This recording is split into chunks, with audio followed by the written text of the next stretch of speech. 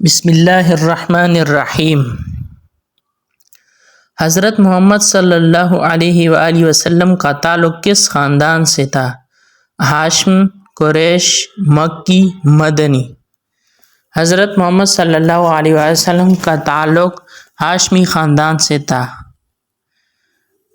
شروع میں حضرت محمد صلی اللہ علیہ وآلہ وسلم نے کس قبیلے کے لیے چرواہے کے طور پر کام کیا؟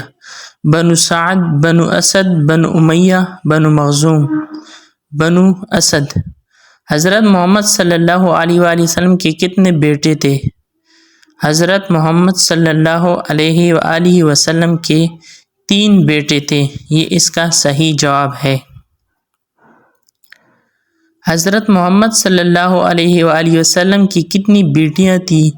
1، 2، 3 یا 4؟ اس کا صحیح جواب ہے 4۔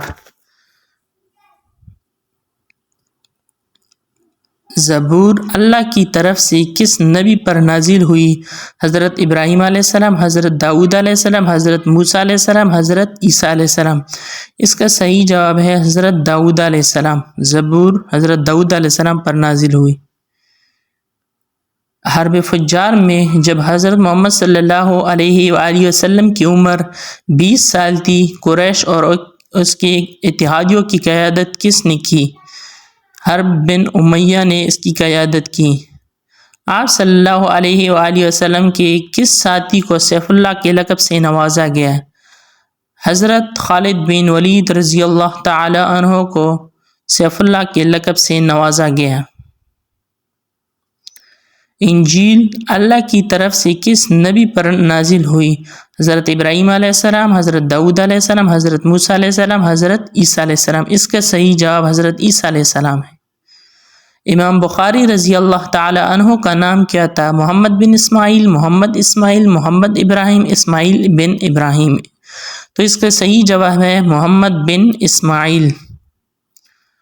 آپ صلی اللہ علیہ وسلم کے کس ساتھی کو اسد اللہ کے لقب سے نوازا گیا؟ حضرت عمر فاروق رضی اللہ تعالیٰ عنہ، حضرت علی رضی اللہ تعالیٰ عنہ، حضرت حمزہ بن عبد المطلب رضی اللہ تعالیٰ عنہ، حضرت خالد بن ولید رضی اللہ تعالیٰ عنہ۔